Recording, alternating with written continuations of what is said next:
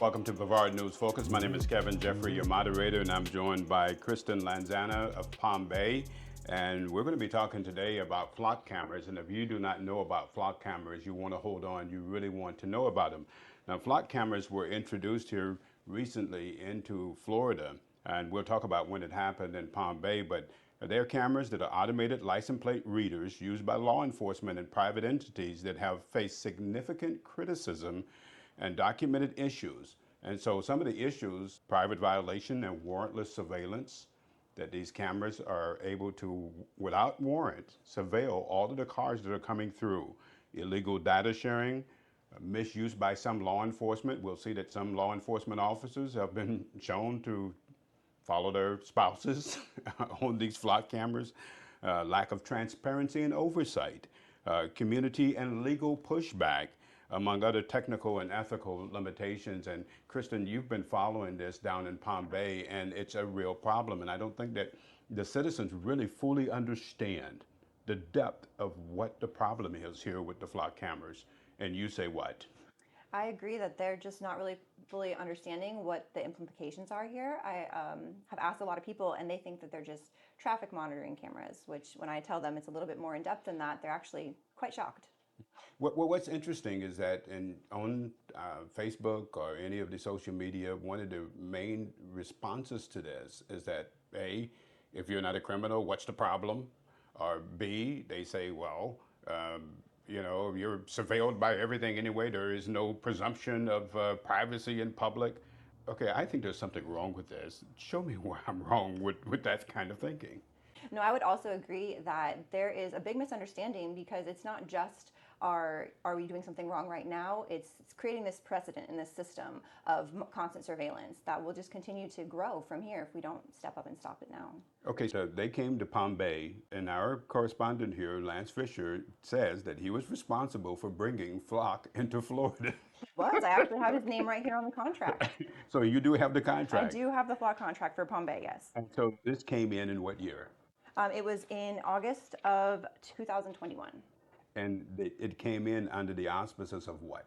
Of public safety, of helping the police officers have more tools in their pockets.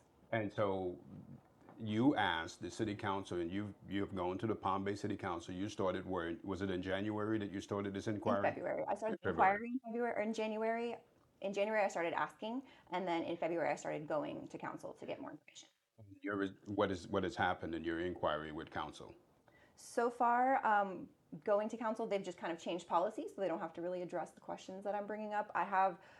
They've brought the police chief up to defend the system, but I've never gotten any follow-up. I've never gotten any data that I've asked for. So the data that you asked for was relative to how many, and the point that they make is they say that there is a lot of crimes that are solved as a result of that. That's not really a pertinent point, but they raised it.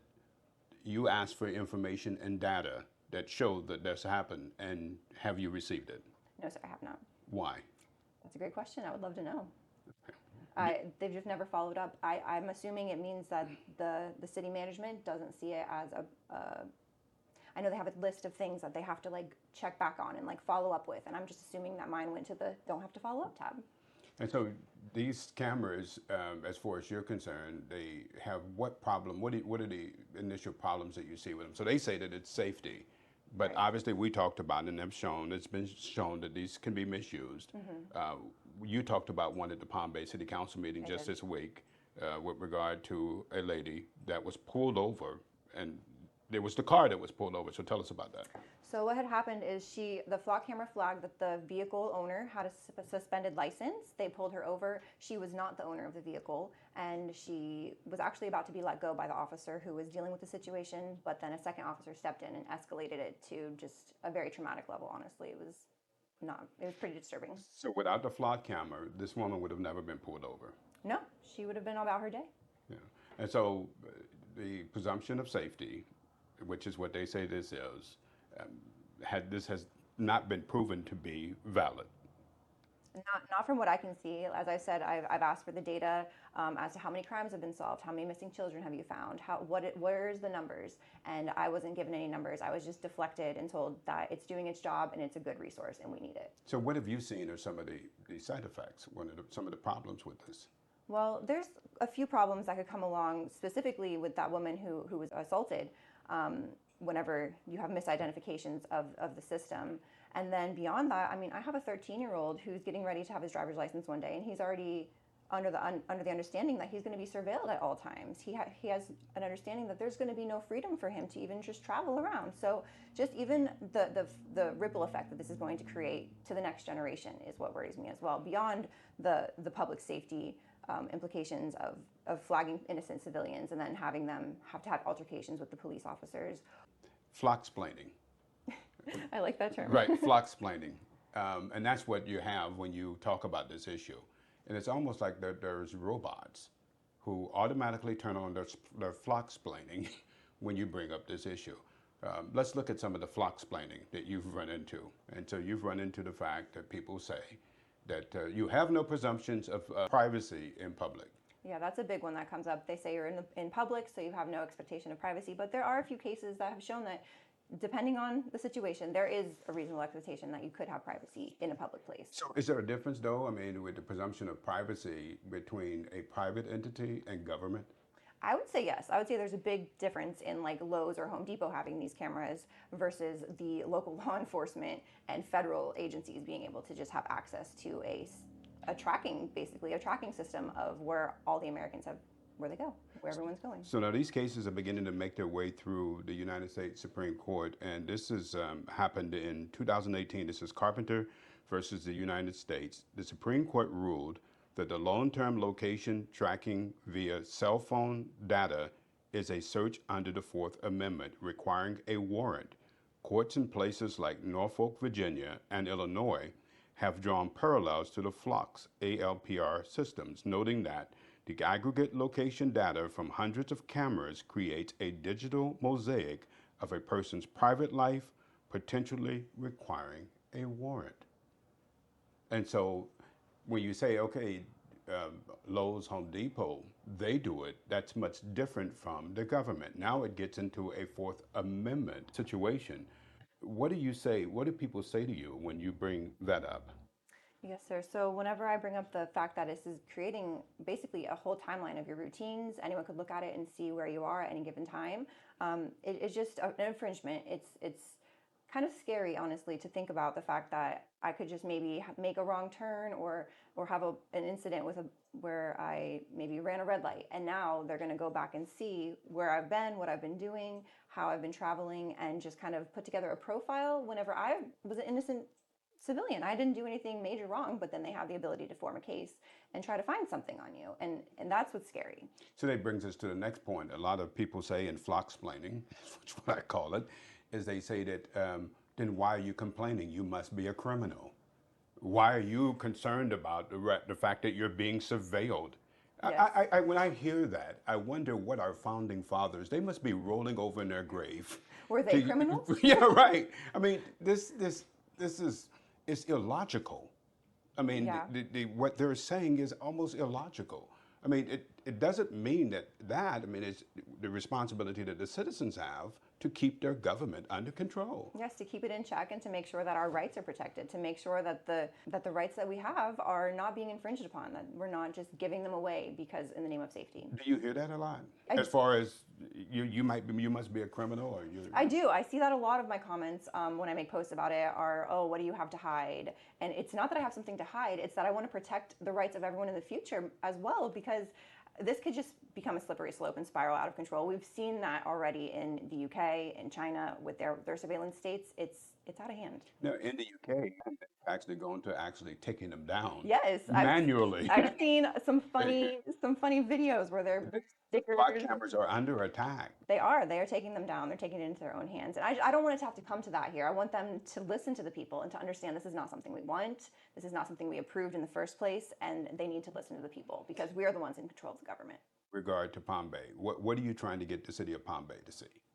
I'm trying to get them to be accountable, to be transparent, to show, like I said, the data, to show that it's worth it, to show how much money has been invested into it, to show that they're listening to the people, and when the people speak up and say this is something we don't want and they put their foot down, that they're willing to step back and be like, okay, we're gonna take action on what the people want. Do you think that they're going to do it? When I came in, I first did. And since I've You been thought going, it was just a snap, right? I thought, okay, we're going to go in there, we're going to get people to show up, and they're going to see that we don't want it. People show up online, but they don't show up in person. And then whenever I started talking, they kind of just dismissed me. And I was like, okay, this is going to be a harder process than I thought it was. Do you think that the people are scared? One of the things that I, really recommend, and I'm just a regular citizen, but the dais is so elevated. It's a very It can be. intimidating thing to go to the city council or the county commission meeting, right? Yeah. And they're sitting up like they're talking from Mount Sinai, right? And I mean, you think that that prevents a lot I of think people from it coming does. in? I think it does. I think just the lack of knowledge on how to get involved in the politics helps keep the public out of the conversation. It's not really helpful for them. It's helpful for the government, right? To not have the public coming up there. I think it's just there's a lot of gray area. It's not very clear and direct of if you want to get involved, this is what you do, this is where you go, this is how you do it. You have to really dig and find that information. You have to really be passionate and convinced yourself to go forward and find those opportunities to get involved. It's not just right out clear cut in front of you. Do you think that there's more people that agree that the flock cameras should come down than Oh yes. will voice that opinion Oh openly? yes. So you've been doing this for a few months and you're getting pretty good response. Yeah, online the response is, as we've discussed already, where they're saying that you must be a criminal and all of that. But in person, when I speak to people, they're concerned. They want to know why this was approved, when it was approved, how it was approved, who approved this, how much money has gone into it, and all the questions that I've been asking. I've kind of taken what the public is, like my friends, family, and circle have asked me, and I've taken it to the council to kind of be like, what is going on? Trying to just be that voice for the people to see what's happening. Now you went to a flock camera, you took a picture by the flock camera to show people what it is. What was the response when you posted it? Whenever I posted my video showing the flock system, what happened is there was a lot of pushback from, it seemed like police officer accounts, it seemed like people who support the police, which I also support the police and what they do, keeping us safe. What I don't support is infringing on our rights. Does it have to be either or? It's almost like, any other entity in the country, like the FBI, they're held accountable. They have to go to Congress. They have to be held to account. But the local police are not held accountable by anyone. It does seem that way. So is it, and so that if you even question anything that they do, even question, not saying that you disagree. Now, we believe that the police are necessary in order to have a safe society. I mean, the other side of that is anarchy. But if you even question anything, it's all of a sudden you are anti-police. Yeah, it's disheartening, honestly, because it makes it so that it's hard to have a conversation without just being completely dismissed. Kind of like where if you come out and you have an alternate theory on something, you're labeled a conspiracy theorist, right? Mm-hmm. It's a way to shut you down, to keep you silent, and so that your message doesn't get out there. So people that went to your site, what were the responses outside of the police? They were saying that they don't like the cameras, that they think it's an infringement of their rights, that they don't like the idea of being monitored by police 24/7, that we should take them down. There's been some calls to just go out and take them down ourselves, which I am not condoning. But the people don't want them. It does seem maybe like a split, because on the one side you have the public safety where you understand where they're coming from, of wanting to be able to catch the bad guys or to find the dementia patients that wander off, right? And I do understand from that point of view. But at what point do we draw the line and say, this is too much? Well, it goes back, and we've talked about the fact of what Benjamin Franklin said. Any group of people who want to trade freedom for safety is worthy of neither. Absolutely. And that's the problem, and people don't understand that. They think, well, the end justifies the means, and that a lot of people have gone that direction, and it doesn't end well. Let's go down some of the issues that we talked about earlier about the problems with it. Privacy violations and warrantless surveillance. That would be at the top of your list? I would say, yeah, it's definitely, there's no warrants required for it. From my understanding, I have had a couple police officers that actually reached out and were like, you don't know what you're talking about. We need access to it. But then how are police officers getting access to follow their wives home? Right. And the fact is that they are able to gather this information, and in some states, anywhere from 21 to 90 days, they're able to keep this information on any vehicle that passes through. And so again, private company, one thing, the government, something completely different. Illegal data storing. And so in Illinois, Flock Safety was accused of breaking state law by allowing license plates to be read that shouldn't have been read. So they illegally store data. Misuse by law enforcement, and we've talked about the fact that some law enforcement, and it's been proven that there's been several cases where law enforcement have followed their spouses. You've heard it as lack of transparency and oversight. So with David, which is they track your driver's license. There's a program that's called David. You can actually go do a public records request and get that information about who was tracking you. With Flock, you can't. Find out where the data was. There, it says that they store it for 30 days, but there's no, it's not public information. There's no way you can look it up. So now you have the government doing warrantless searches of every vehicle that goes through, and there is zero accountability for it, of where the information is being stored, how it's being used, and who's using it. There's none, right? There's no accountability, and it goes all the way back to like when I first started my search trying to get information. I was given the runaround of, oh, it's not our system, oh, it's not our system, they're running it, someone else has it, we didn't put that in, so go ask someone else. But no one would direct me to who it was that I needed to ask. So it's just it's not transparent at all. Is there community and legal pushback? Is there a lot of pushback that you see on it in Palm Bay? Not yet. I think it's because people don't understand. There's been some confusion when we had the school zone cameras up. Every time I would go to council, they thought I was talking about the school zone cameras, and I'm not. I'm talking about the flock cameras. It's completely different. So I think that with getting the message out and more people becoming aware of what the flock cameras are, I think there will be more pushback. Last thing is the ethical and technical limitations. As says the flock cameras, they say they solve 200 crimes daily. This is what the technology says. The reliance on AI to identify vehicle characteristics can lead to errors, and the short 30-day data retention period may limit its ability in some investigations. There is the famous case, and we'll put that up under comments, of the family in Colorado that was pulled over because of the flock camera, and the police officer thought that they had stolen the vehicle, that they were car thieves. They had them laying out in the parking lot, on a hot parking lot in a mall in Colorado, and come to find out, none of this was true. And that's the thing. That's what None of it was true. So what would you do? What would be your desire for people? What would you want people to do in order to be able to help deal with this issue of flock?